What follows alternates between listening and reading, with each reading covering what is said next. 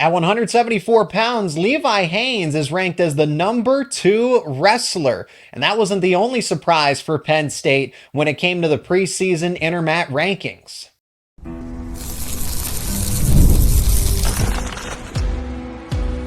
You are Locked On Nittany Lions, your daily podcast on the Penn State Nittany Lions. Part of the Locked On Podcast Network, your team every day. The Intermat rankings are out. Some Penn State wrestlers got their due respect, others not so much. This is Locked On Nittany Lions. I'm your host, Zach Seyko, and thanks so much for making us your first listen and watch every single day. We are free and available wherever you get your podcasts, including YouTube. And today's show is brought to you by FanDuel. Place your first $5 bet, and you'll get started with $200 in bonus bets, guaranteed. Visit FanDuel.com to get started. I'd really appreciate it if you left a like on this episode, but more importantly, please be a part of the conversation down in the comments section. Your thoughts on the Intermat rankings, which we are going to discuss today. And I'm going to go a little bit out of order. I'll start with the ones that got my biggest reaction, the ones that I want to discuss the most, and the ones that surprised me the most. We'll start with that with Levi Haines, Carter Starocci, Tyler Kasak, and then get through the remainder of the team in the upcoming segments. So starting with Levi Haines, because this one caught my attention with all the discourse we've had about him potentially redshirting. He's moving up 2 weight classes. How is he going to handle it? Well, Intermat believes that he is the number 2 wrestler in the nation as the new 174 pounder for Penn State. And honestly, he should, if this is the conversation we're going to have, if he is going to wrestle this season, Haines should be number 1. But Keegan O'Toole is there. Keegan O'Toole is still there for Missouri. But we got a glimpse of what that head-to-head matchup would look like between Haines and O'Toole. They wrestled in the World Team Trials, and Haines won by shutout victory 6-0. Oh, but Zach, this is folk style versus freestyle. Look, I understand if this was a 3-3 match, criteria involved, and the margin was razor thin. But Haines was clearly the dominant wrestler. I get it. Some slight nuance, some slight differences in terms of folk style versus freestyle. But Levi Haines looked like the much better wrestler, and he just moved up to that weight class. Keegan O'Toole has been around, or at least, he was wrestling at 165. He didn't have to make 2 jumps. He's been around those weight classes. Levi Haines just got involved into freestyle a lot heavier, and then this heavier weight class as well. So I get it. It's a seniority thing. Keegan O'Toole is a 2-time NCAA champ. Levi Haines is the 1-time NCAA champ at 157. And Haines being new to the weight class. I mean, technically both of them are, but it's not as big of a jump for O'Toole. But Haines has already won that head-to-head matchup. And Rocco Welsh, interestingly enough, is number 3 in this group as well. So Intermat already believes that Rocco Welsh, who was runner-up last year to Carter Starocci at 174, that Haines would be the better wrestler than he at this point. But they will get to prove it, who is the better folk-style wrestler at the NWCA All-Star Classic on November 16th. I want to go back to the red shirt conversation that we've had on this show probably a half a dozen times to this point, and we'll continue to have until we see what direction Penn State goes in, because it is on the table. It is an option. It's a possibility. That doesn't mean they have to do it. And Levi Haines can wrestle up to 5 matches before redshirting, so we might see him for a portion of the season before Penn State makes its ultimate decision. And I'm not going to lie. I've said this multiple times in these conversations that I thought it was strategic to redshirt Levi Haines.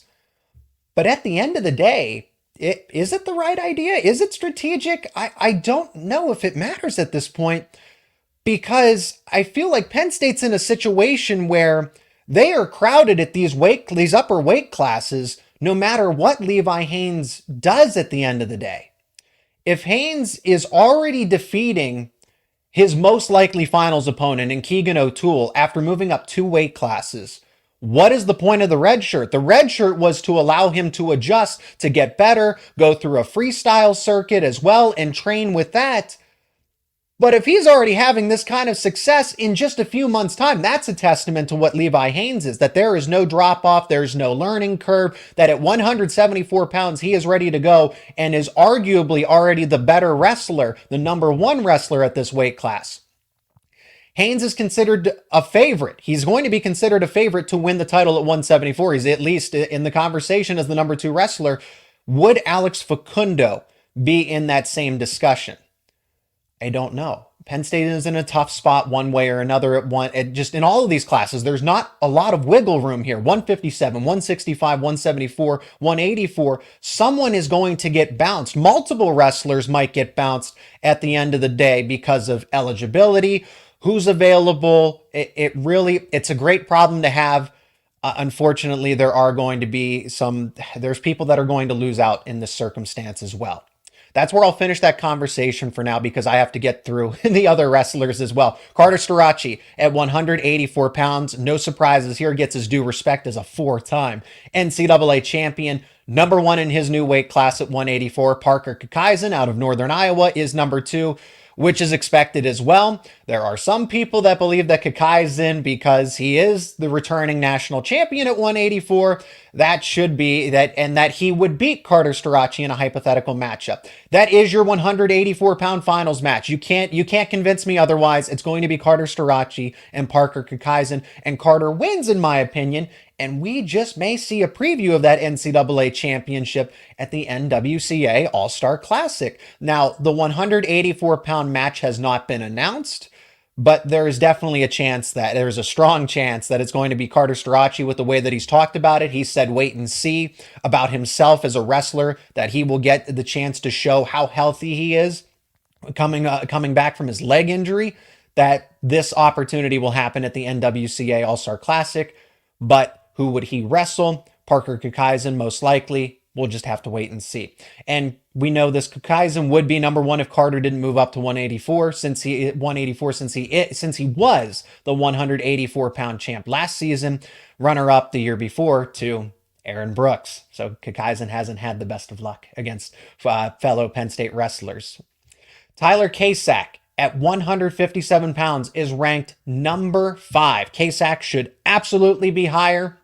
Started at 141. He himself has technically moved up 2 weight classes in this span in over a year here, kind of like Levi Haines, not as accelerated, but he was supposed to be the man in waiting for 141 pounds. Now he's at 157. How crazy that is. But I will let the results speak for themselves when they happen. The rankings look like this: Ja'Cory Teamer of Iowa, Meyer Shapiro of Cornell, Peyton Keller of Ohio, and Antrell Taylor of Nebraska. Again, I look at this as a seniority thing. These guys have been around. Tyler Kasak is coming into their weight class, but I argue that probably he should be number 3 in this group because he took out everyone in the postseason back at March at 149 pounds. Ridge Lovett, Ty Waters, he went on that 7-match winning streak just to take 3rd place. Clearly, Intermat knows something here because Kasak moving up to 157 has really only been discussed on this show, Flow Wrestling, and some other wrestling podcasts. So they are clearly in the understanding that he is going to wrestle at 157 pounds.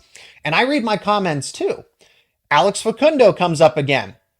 Does he cut to this spot? Does he wrestle at 157 and Tyler Kasak ultimately redshirts himself? And again, he also has that 5-match grace period.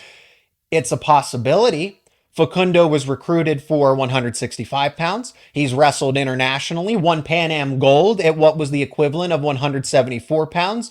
At the Olympic team trials, 163 pounds. I don't know if he can maintain a 157-pound weight cut. It was tough for Levi Haines. That's not me being critical. That's just me genuinely not knowing at this point in time. We're just going to have to wait and see if Penn State does decide to ask Facundo, who was projected to be the potential 174-pound starter, to go all the way down to 157. Now, coming up next, we're going to talk about why Penn State's future champion at 125 pounds is not ranked by Intermat in the preseason. Don't go anywhere. We're going to discuss it after the break. And today's episode is brought to you by Roy. It's time to highlight my Roy Player of the Week. Roy is a new platform that lets fans make contributions directly to their favorite athletes. You can download Roy for iOS or Android and enter referral code LOCKEDON. you'll be automatically entered into a sweepstakes to win $5,000 cash. There's no purchase necessary and void where prohibited. And this week, I've selected Penn State linebacker Kobe King as the Roy Player of the Week because he had that breakout performance to remind us that he is one of the better defenders on Penn State's defense and showed out against Illinois. And with that being said, I'm contributing $100 on Roy to Kobe King. If you were impressed with King's performance just as much as I was, now you have the chance to show your appreciation for Kobe King and any of your favorite players with Roy by making a contribution to thank them and show them your appreciation for what they bring to your favorite program. Get off the sidelines and get into the NIL game with Roy. That 125-pound wrestler for Penn State that I am alluding to is, in fact, Luke Lillidahl here. And there's a reason for that. He's picked up accolade after accolade before he's even registered and wrestled in a collegiate match. So this is surprising, but it's not at the same time because he's a true freshman and he has not, in fact, wrestled in a college match yet.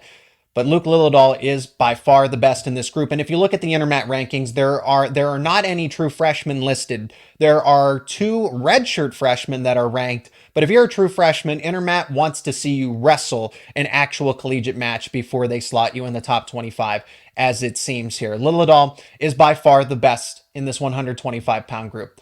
Not Matt Ramos, not Richie Figueroa, the champion from this past postseason, Anthony Noto, Jor Volk.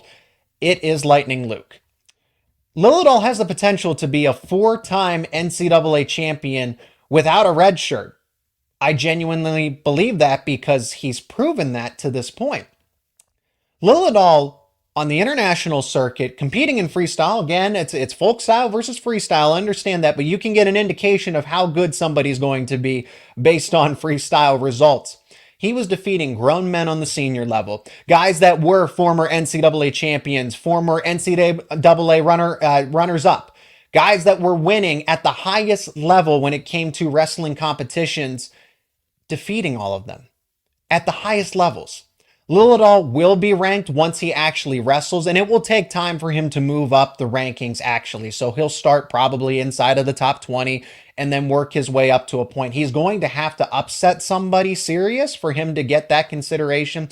But the same thing happened ultimately last season. Mitchell Messenbrink wasn't getting that due respect. And then when he knocked off one of his highly touted opponents, and it was clear that, hey, this dude is for real, that's when he got the respect. Same thing with Braden Davis. Those guys eventually moved up the rankings once they got those signature victories in the regular season. The same thing will be here for Luke Lillidahl. So I don't need to criticize Intermat here. They just need to see him wrestle an actual match before they rank him in the 125-pound class. Presuming he's the starter, but he's most likely going to be the starter because we moved to 133. And Braden Davis, who was the starter as a true freshman at 125 for Penn State, is listed as the number 11 wrestler according to Intermat. And this one is interesting because Braden Davis has an opportunity to redshirt here as well, or he's going to have to wrestle off against the starter from a season ago in Aaron Nagao. And we've discussed this. Jeff Byers had talked about this, the voice of Penn State Wrestling, how Davis's cut to 125 was tough and that he was eventually going to need to move up at some point in time. It's just happening this season. So it made sense that he moved. And also Luke Lillidahl is now going to be in the starting lineup at 125. And if those two were in a wrestle off, Lightning Luke would win. He is the better wrestler. But when it comes to Davis and Nagao, that one for me is a toss-up. It's truly a battle of opposites because I like Braden Davis's defensive game. I like Aaron Nagao's offensive game. And then those two are going to meet in the middle. Who would win? Naturally, you're going to maybe say defense in this case. But I don't have a read on this matchup until we ultimately know the result. Davis at number 11 is understandable if you presume that he is the starter and it's not Aaron Nagao. 133 is absolutely loaded. This might be the deepest group, and it wouldn't matter if it was Davis or Aaron Nagao in this situation. It's going to be tough for either of them to be an All-American, to be in the top 8 in this 133-pound group. Let me just name some of the wrestlers here at the top, and they're ranked in order here. Ryan Crookham, Nazir Bailey, Lucas Bird, Dylan Ragusin, Evan Frost, Dylan Shaver, Drake Ayala. Drake Ayala is number 7 here in this group. Kai O'Ryan. This is easily the deepest group of any weight class, or at least one of them. You could make an argument for 133 pounds. For either Braden Davis or Aaron Nagao, it's going to be tough sledding at that 133-pound spot. Number 11, I think, is fair. You could make the argument that Braden Davis should be number 9. I just named the top 8 wrestlers. Braden Davis should maybe be number 9. Number 11's fair, moving up from 125 to 133. Then there's Bo Bartlett at 141. He slots in at number 3. This one, I can't say that I'm surprised. The wrestlers that are ranked ahead of him, Andrew Alirez and Jesse Mendez, who beat Bo Bartlett not once but twice in the Big Ten Championship and then the NCAA Championship. I know that Bartlett had beat Mendez in the sudden victory in the regular season. They were that close. But Mendez ended up getting the best of Bartlett down the stretch twice when it mattered more in each of those championship bouts. We're going to see Bo Bartlett and Jesse Mendez in the All-Star Classic here, middle of November. Remember, Mendez has won the past 2 meetings between these two. Alirez has also beaten Bo Bartlett on the freestyle circuit. Alirez is obviously really good. I would argue that Jesse Mendez should be the number 1 wrestler at 141 pounds. But objectively, you could argue either of these wrestlers being in the top spot. Jesse Mendez for being the NCAA champion a season ago. Alirez for being a former NCAA champion. I personally like Jesse Mendez better for what I've seen, and especially at the Olympic trials most recently. But all 3 of these wrestlers, anybody can come out on top. I'm not discounting Bo Bartlett in this conversation, but at number 3 right now, this one makes sense. To finish this segment, let's talk about Shane Van Ness, because some of the other ones were too obvious to a point that I wanted to save them for the final segment. Shane Van Ness is number 2 to begin the season, and he was also number 2 to begin last season as well until he sustained the injury. For me, this one's actually a little bit difficult to argue for this ranking. Actually, I want to argue against it. I think he should be top 5, and it's because Shane Van Ness needs to prove that he's back and recovered from this injury. With names like Caleb Henson, Ty Waters, Kyle Parko, Ridge Lovett, Jackson Arrington, 149 is pretty crowded as it is for a weight class 2. And Shane Van Ness is automatically the number 2 best wrestler. Again, I respect Intermat for just kind of holding to the standard that he was number 2 a season ago to start before the injury. You place him back there. But Waters, Parko, Lovett, Arrington, the way that they competed a season ago, I do want to see Shane Van Ness be able to back up that number 2 ranking. I'd argue that he's in the top 5, somewhere you can place him maybe 4th or 5th. But Shane Van Ness will get that opportunity to prove himself against Ty Waters to open up the season. And K-Sac defeated Waters 3-2 for that 3rd place spot. But at the All-Star Classic, that's where Shane Van Ness really gets to leave his mark to open up the season. To wrap up the show, the next wrestler that we're going to talk about is extremely underrated, but it's not a guarantee that he's the starter in this Penn State lineup. I'll tell you who it is and talk about Mitchell Messenbrink and Greg Kirkfleet on the other side of this break. And today's episode is also brought to you by FanDuel. Hey, NFL fans, you can start the season with a big return on FanDuel, America's #1 sportsbook. So when you get a hunch in the middle of the game, you can check out the latest stats, view live play-by-play, and so much more on the same page where you place your bets. It's convenient, it's easy, it's simple, and you'll get to start with $200 in bonus bets guaranteed when you place your first $5 bet. That's all it takes is $5. That's FanDuel.com. And if you look over at FanDuel, you can see the lines for Penn State versus UCLA, Saturday, October 5th. Noon kickoff. Penn State is a minus 28.5 point favorite, so there's been a little bit of line movement, and the total is set at 44.5. If you like those lines, you can bet them over at FanDuel.com. Again, that's FanDuel, America's #1 sportsbook. We'll start with Josh Barr in the segment, get to Mitchell Messenbrink and Greg Kirkfleet as well. Josh Barr is the presumed starter at this point at 197 pounds. We've already had the discussion the previous week how Barr is being displaced because Carter Starocci is at 184. That's Josh Barr's natural weight class. but he can bump up to 197. Maybe he gives up some weight, maybe he doesn't, but he can wrestle at 197. That's not my point here. But remember, Lucas Cochran is in this conversation as well. He did not transfer out. He has just as much of a shot as Josh Barr does, and one other wrestler who I'll get to in a moment, for the starting 197-pound spot for Penn State, because Cochran was defeating ranked opponents at heavyweight. When he bumped up to heavyweight and was giving up tons and tons of pounds and was winning against ranked opponents, moves to his natural weight class of 197, Lucas Cochran is absolutely in the discussion for the starting 197-pound spot. Connor Mirasula, another true freshman, has future four-time national championship potential. And I think he has the most potential out of these three wrestlers at 197 specifically. But do you want to redshirt him if you're Penn State, or is he ready to go right now? I could make an argument that Mirasula is the better wrestler in the present and is definitely the better wrestler for the future at 197 pounds. I mean, Connor Mirasula, Aaron Brooks had not surrendered a takedown all season long for his final season at the collegiate level. Then he goes to the Olympic trials, and the first wrestler to take him down is Connor Mirasula, and he kept that match close enough for someone who ultimately became the Olympic representative and took home bronze and was very close to getting gold, a matter of seconds. So Mirasula is as good as advertised and could be a four-time national champion, and he might be ready to go right now.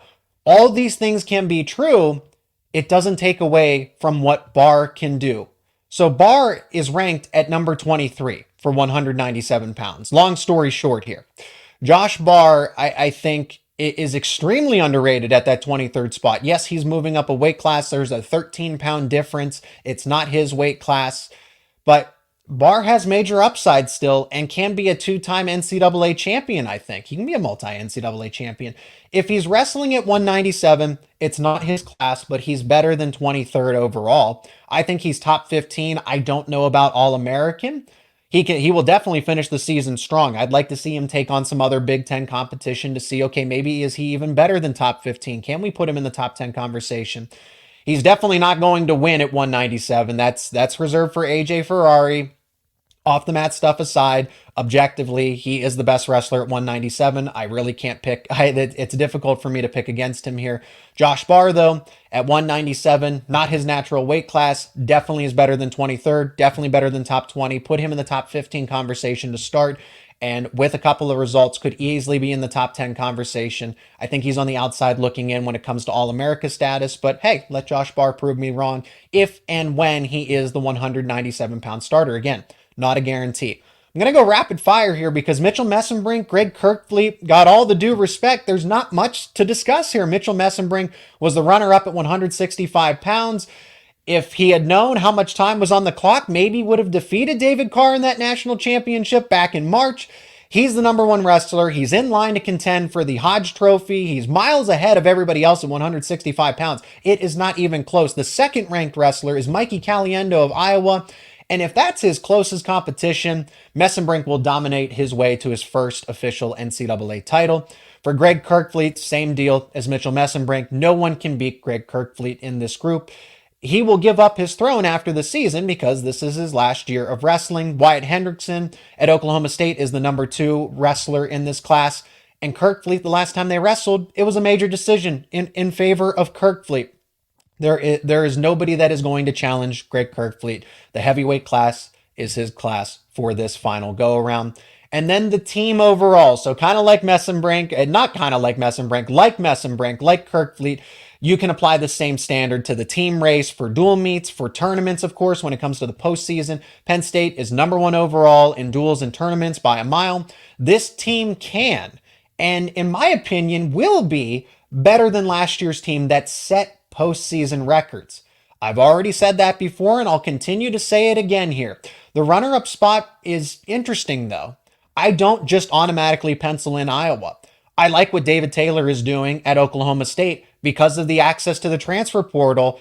David Taylor's group is in prime position to potentially be that runner-up. That's the real race for the championship. Penn State's going to take the number 1 spot, so the other champion, the secondary championship, Oklahoma State is right there.